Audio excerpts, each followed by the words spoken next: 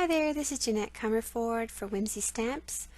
Today I'm going to be sharing how to create an art journal page.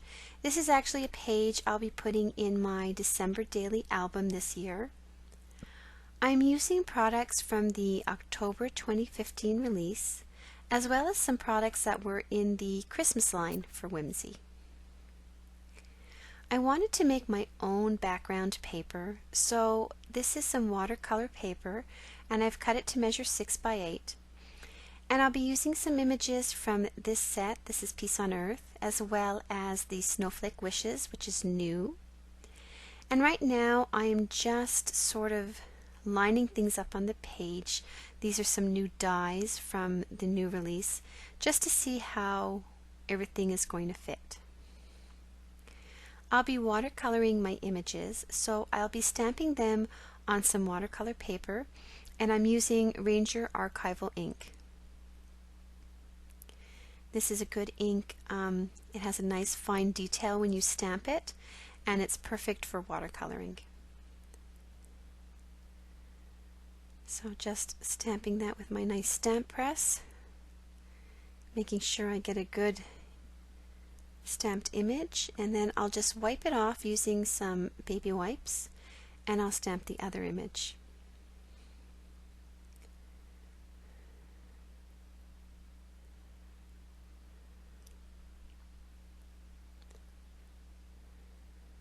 So you can see how beautifully those stamp out.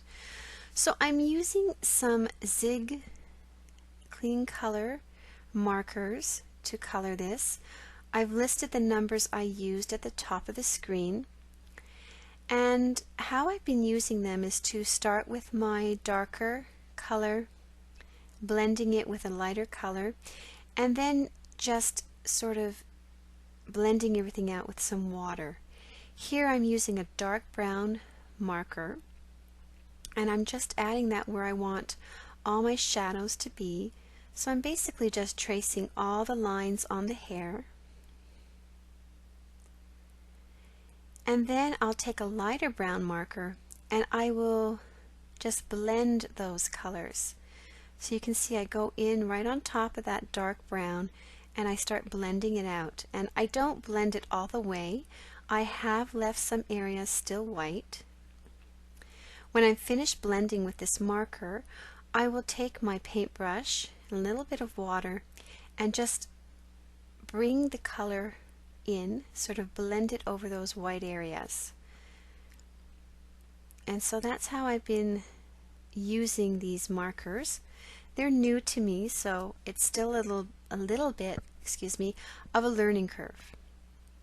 So I'm doing the same on this side as well, outlining where all my shadows are going to be, and then I bring in this lighter color and just blend that color out.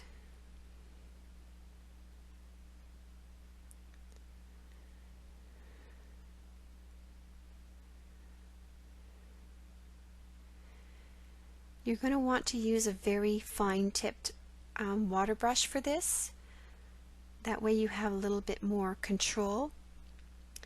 So now I'm doing the dress, and I wanted to make it red, so I'm using this darker red. I believe it's called Carmine.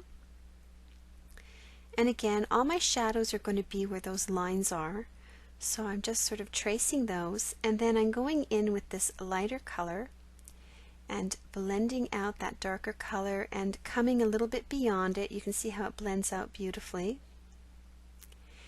And then when I've done all that, I will take my paintbrush and start blending it all out with the water.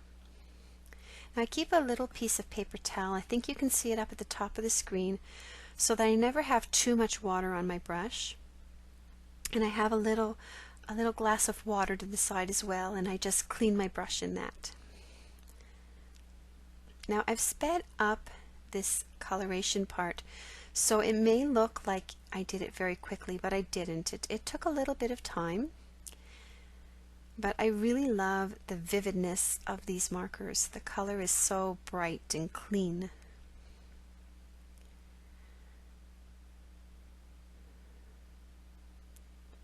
So I just always take off the excess water, or if I have too much color on my paintbrush, I will wipe it off on the paper towel that's over at the side.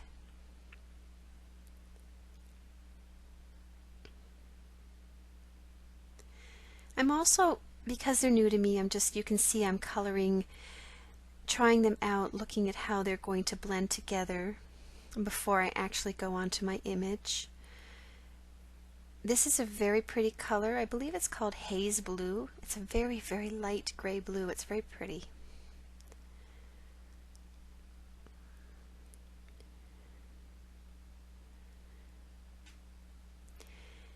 Now I'm going to move on to this image, and I decided I better do the green first. So this is a light green color.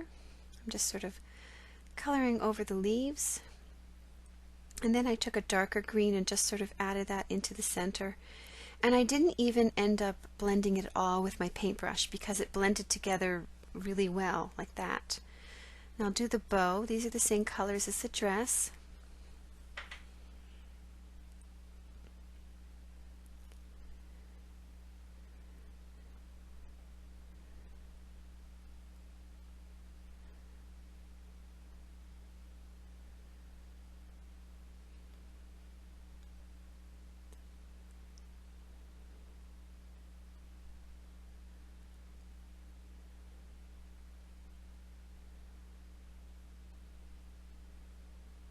And I haven't found that sort of coloring over a darker color with a lighter marker ends up damaging it at all. It seems to be fine. That's what I've been doing. So there's no worries there.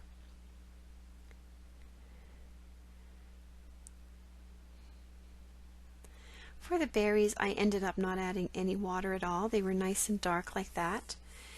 And then I just wanted to add a bit of gold trim to the ribbon, and this is a Wink of Stella brush pen in gold, and so I just traced that outline there. I decided to put a little bit on the trumpet, and then I fussy cut them out. So now we're going to be preparing the background. I've just used my embossing buddy. It's an anti-static tool. So I rubbed that over my paper, and now I took one of the snowflakes and I stamped it in a few places on the paper, and I put my embossing powder on so that I could see where the snowflakes were. So I stopped the video. You can't really tell, but I stopped it and I heat embossed them, and now I'm adding the next snowflake. I wanted the snowflakes to be scattered all over the paper, and this set is really wonderful because there's different sizes of snowflakes and different styles, so you can just work and gradually build up your background using the different snowflakes, which is what I did. And I would stamp them, put the embossing powder on, then I would go heat set them, and then move on to the next snowflake. This way I could sort of keep track of how it was all coming together. So you can see every time you see it, there's more snowflakes on it. So when that was all done, I used two distress inks. There is old paper, and this one is antique linen.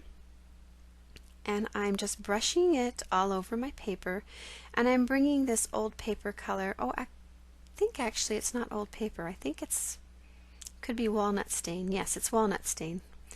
So that's sort of been put on the side, and I'm spraying it with some water, and I'm just sort of playing with it. There's no, I don't think, right way or wrong way to do this. And then if there was just too much ink sort of pooling at the bottom, I just sort of took a piece of paper towel and dried it up. So I've put that off now to the side to dry. For the snowflake dies, I'm using this. It's almost like a felt that has an adhesive on the back. So I used that. Most of them cut out really well. There was one that didn't cut out well, and I think that's more my big shot. There's sort of an area where it doesn't cut well, so I did have to go and cut a few more out.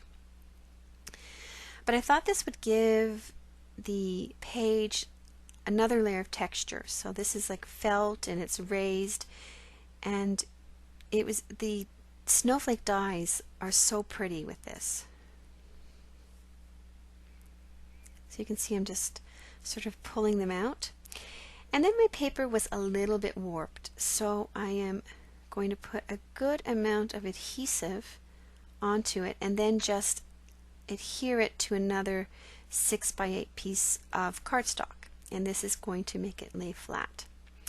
Now you can probably see that I had actually just covered it up now, but I had actually embossed a sentiment from the Snowflake Wishes set, and I ended up not really liking how it looked because it just sort of faded into the background, so I'll be changing up the sentiment.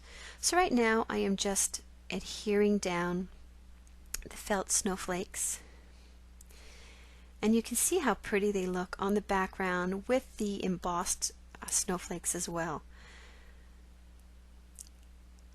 And then I will use some foam tape, and that's what I'm going to use to adhere my two images. And I spent a little bit of time sort of being fussy about getting all of my image covered in the back. Because it's going into an album, I felt that if I didn't put enough adhesive when the album was closed, it would sort of make it bend and warp if it wasn't sort of fully covered with adhesive at the back. So that's what you're seeing me do right now. I'm just putting all tiny little bits and pieces everywhere to make sure it's all one level.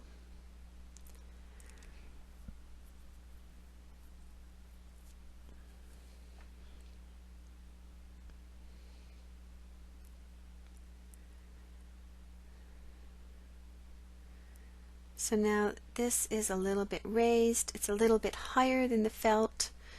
So again, another layer, it makes it sort of interesting. And then I decided I was going to use this little sentiment from that stamp set. So I'm just trying it out first.